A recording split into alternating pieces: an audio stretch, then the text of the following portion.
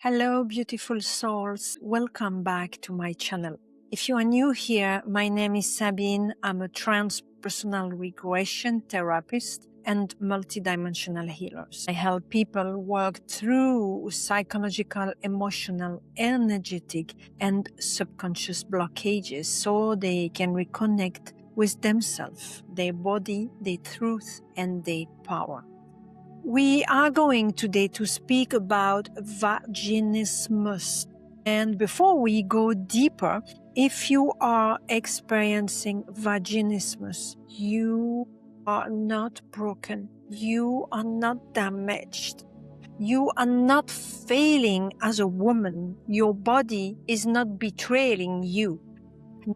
What is vaginismus? Vaginismus is a condition where the pelvic floor muscles involuntarily tightened around the vaginal opening. This can make penetration very painful, difficult, even impossible, to the point that even a finger cannot enter. This can happen with intercourse, but also with a tampon, a menstrual cup, a finger, a medical exam, and the most important word here is involuntary. It's not volunteer. It's something you can't control. And this is not something you choose. This is not something you can simply relax away. Now, this is not because you are dramatic. This is not because you are not attracted to your partners. It is an automatic protective response from the body. The body receives penetration or even the idea of penetration as a threat. And then the nervous system sends a message to the pelvic floor. Close, protect, do not allow entry. So the muscles contract. And when this happens again and again, the woman can start to feel highly frustrated, ashamed, anxious, guilty, and disconnected from herself. But again, the body is intelligent. The body remembers what the mind may have forgotten. The body holds what the emotions could not express. The body protects where the soul did not feel safe. One question from the audience. Sabine, is vaginismus psychological or physical? This is such an important question. The answer is both. Physically, yes, the muscles are involved. The pelvic floor muscles contract, the body reacts. The pain is real. But in many cases, the roots go much deeper than the physical symptoms. Vaginismus is often connected to the mind and to the body. It can be linked to anxiety, fear, trauma, shame, guilt, painful experiences, lack of emotional safety, relationship issues, cultural conditioning, religious beliefs, sexual fear, or even medical trauma. So yes, there is a physical reaction, but the physical reaction is often the visible part of something much deeper. The body is saying, I do not feel safe. I cannot open. I need protection. I'm afraid. I remember something and I'm not ready. And this is where deeper healing becomes very important. If we only treat the body mechanically, without listening to the emotional and unconscious roots, we may miss the real message. Medical support can be important. Pelvic floor therapy, gynae assessment, and professional medical guidance can be a part of your journey. But for many women, the emotional, unconscious, and energetic layer also needs to be addressed. Let's explore now the emotional roots of vaginismus. Many women who experience vaginismus carry emotional triggers that lives deep inside the nervous system. Sometimes it comes from trauma. These can be sexual, trauma, emotional abuse, physical abuse, painful medical procedure, violence, or experiences where the body felt invaded, felt unsafe, or powerless. Sometimes even it comes from fear. Fear of pain, fear of pregnancy, fear of sexuality transmitted infection, fear of losing control, fear of being vulnerable, fear of being dominated, fear of not being respected. Sometimes it comes from shame. A woman may have grown up with a very conservative, strict, or religious environment where sex was presented as dirty, sinful, dangerous, forbidden, or something to fear. And even if, as an adult, wants intimacy, the subconscious mind may still carry the old programming. And that can be like, sex is bad, pleasure is dangerous, my body is shameful, I must close. Sometimes it comes from relationship dynamics. If there is a mistrust, if there is emotional distance, unresolved conflict, pressure, or lack of safety with the partner, the body may refuse to open. And we need to understand something. The vagina is not just a physical organ. It is deeply connected to emotional safety, vulnerability, trust, pleasure, surrender, and power. So, when the emotional body does not feel safe, the physical body creates a wall. Another question from the audience. But I love my partner. Why does my body still react this way? Great question. It is also very common.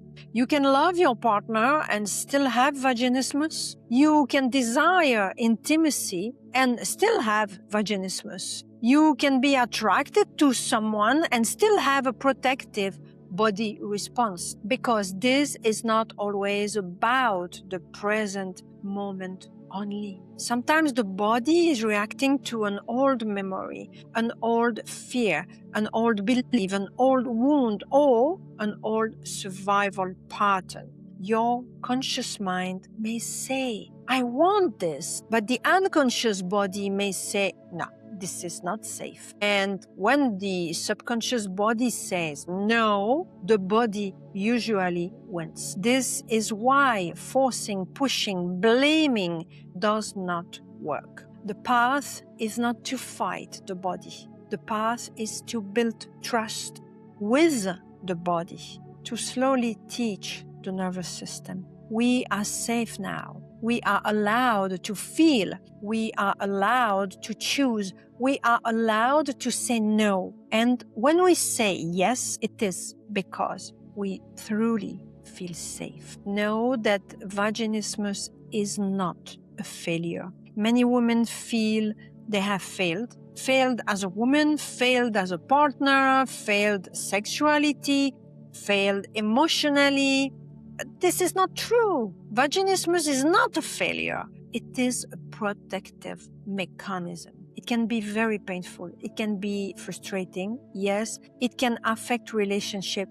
It can affect self-esteem, but it does not mean something is wrong with your essence. It means something inside you needs compassion, safety, and healing. And this is such a different way to look at it. Instead of saying, why is my body doing this to me? I heard that many times from clients. You can begin to ask, what is my body trying to protect me from? What does my body remember that my mind doesn't? What does my body needs in order to feel safe again? This changes everything. Let's speak about debunking common myths about vaginismus. There are so many myths about vaginismus, and their myths create even more shame. Let's go through some of them. Myth number 1. Vaginismus only happens the first time you have intercourse. This is not true. Some women experience it from the beginning. This is called primary vaginismus. Other women developed it later in life after pain, trauma, childbirth, medical issues, emotional stress, relationship difficulties, or hormonal changes. This is called secondary vaginismus. Myth number 2, vaginismus is only physical. No, the physical contraction is real, but the roots can be emotional, psychological, relational, cultural, or spiritual. Myth number 3, only sexually experienced women can have vaginismus. That is not true. It can happen to women with sexual experience, and it can also happen to women who had painless intimacy before. Myth number 4, if you have vaginismus, you are not attracted to your partner. Not true. Attraction and vaginismus are not the same thing. A woman can feel desire, love, and attraction, but her nervous system may still respond with fear or protection.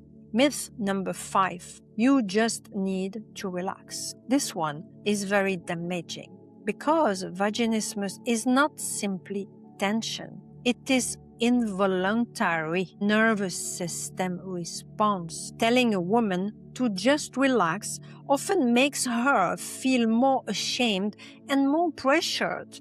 Myth number 6, if it's created once, it can never return. Healing is possible, but the body can react again if new stress, trauma, pain, or fear appears. This is why deep healing and nervous system work are so important.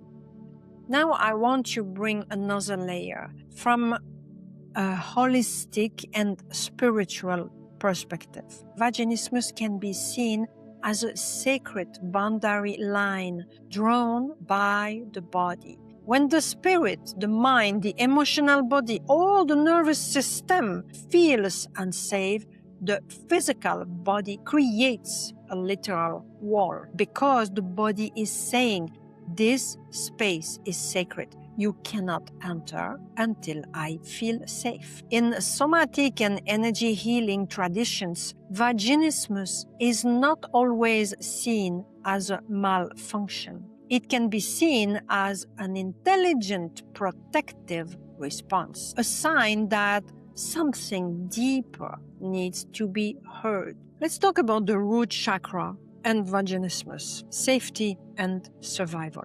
The pelvic floor is connected to your root chakra. The root chakra is about safety, survival, belonging, stability, and feeling grounded in life. When a woman does not feel safe in her body, her relationship, her environment, or her own skin, the root chakra can constrict. When the root chakra constricts, the body can go into fight, flight, or freeze. Vaginismus is often a freeze response. The body freezes, the pelvic floor locks, the opening closes. Because deep inside, the system does not feel safe enough to open. This is why healing is not only about sexuality, it's about safety. Do you feel safe in your body? Do you feel safe with your partner? Do you feel safe to express your needs? Do you feel safe to say no? Do you feel safe to receive pleasure? Do you feel safe to be vulnerable? These are powerful questions. Now the sacral chakra, shame, pleasure, and emotional expression. The sacral chakra is connected to your sexuality, to the pleasure, creativity, emotional flow, and feminine energy. When there is a shame around sexuality, guilt around pleasure, or suppression of emotions, this area can become blocked. Many women have been taught, directly or indirectly, sex is dirty, pleasure is wrong, the female body is dangerous, desire is shameful, a good woman should not want too much, a spiritual woman should not be sexual, a pure woman should not enjoy. Those beliefs can be very deep. Even if you no longer believe them consciously, the body may still carry this imprint. The body may still obey old rules. This is why healing can involve releasing shame, reclaiming pleasure, reconnecting with the body, and allowing feminine energy to feel safe again. This is very important. Vaginismus is not always caused by sexual trauma. For example, if someone grew up needing to be constantly alert, strong, controlled, or protective, the body may not know how to surrender. And intimacy requires surrender, not submission. Surrender. There is a difference. Healthy intimacy asks the body to soften, to open, to receive, to trust, and to let go. But if the nervous system learned that letting go is dangerous, the body may say, no, I must stay in control. So the pelvic floor tightens. The body chooses control because control once meant survival. This is why deep healing must be gentle. We cannot force the body to surrender. We must show the body that surrender is now safe. In energy medicine, we often say that the body remembers, the tissues remembers, the aura remembers, the womb space remembers, the nervous system remembers. Sometimes the mind forgets, but the body never lies. A woman may not consciously understand why her body reacts with fear, but somewhere the body may carry the memory of an invasion, a shame, humiliation, pain, rejection, pressure, or violation of boundaries. This can come from this life. It can come from childhood. It can come from ancestral wounds, and it can come from past life memories, depending on your belief system and spiritual sensitivity. The point is not to create fear. The point is understand that the body is asking for clearing, compassion, and safety. Another layer is disconnection from the feminine body. Some women have been trained to reject this softness, to always be strong, to perform, control, give, be useful, be productive. This is very common in modern society. We are rewarded for doing, pushing, achieving, controlling, managing. But the feminine body also needs receiving, softness, flow, sensuality, rest, emotional truth, and deep inner listening. When a woman rejects her receptive nature, or when she has learned that softness is dangerous, the body may reject opening because her system does not trust receptivity. Healing the feminine is not about becoming weak. It's about becoming safe enough to receive, safe enough to feel, safe to open, safe to choose, to be in your body. Intimacy is not only penetration. Now, I want to say something very important. Our society puts huge emphasis on penetrative sex. And because of that, many women feel like they cannot have intimacy, cannot have pleasure, or have a real relationship. But intimacy is much bigger than penetration itself. You can have emotional intimacy. That means honest conversations. That means vulnerability, safety, trust, sharing fears, sharing needs, feeling seen, feeling heard, feeling supported. You can have physical intimacy beyond penetration, touch, kissing, cuddling, skin-to-skin closeness, sensual massage, play without pressure, shared pleasure, exploration without goals. You can have mental intimacy. You can have presence, eyes contact, breathing together. Conversation about fantasies, desire, fears, and boundaries. You can have spiritual intimacy, energy connection heart connection, soul recognition, safe emotional presence, and deep trust. So please remember, penetration is not the only form of intimacy. And if penetration is painful or not possible right now, it does not mean you cannot experience love, pleasure, closeness, and connection. Question from the audience. Can I still have a fulfilling, intimate life with vaginismus? The answer is yes. Absolutely yes. But it may require a different approach. Less pressure, less performance, less focus on penetration as the final goal. More communication, emotional safety, body awareness, patience, tenderness, permission. And for many women, this journey can actually open the door to deeper intimacy than before. Because when you stop performing and start listening, intimacy becomes more real. You learn your boundaries, your body. You learn what feels safe, what feels good, how to communicate, how to say no. Learn how to say yes from a real place. And this is powerful. We also need to speak about the emotional pain, because vaginismus is not only about physical pain. It can create anxiety, depression, insulation, frustration, shame, and low self-esteem. Many women feel alone. They think they are the only one. They feel embarrassed to speak to a doctor, embarrassed to speak to a partner, speak to friends, embarrassed even to search for help. And sometimes when they do ask for help, they are dismissed. They are often told, "This is in your head. Just relax. You are too tense. Use more lubricant. Try harder. You are exaggerating." And this can be very damaging, because the woman already feels ashamed, and then she feels even more alone.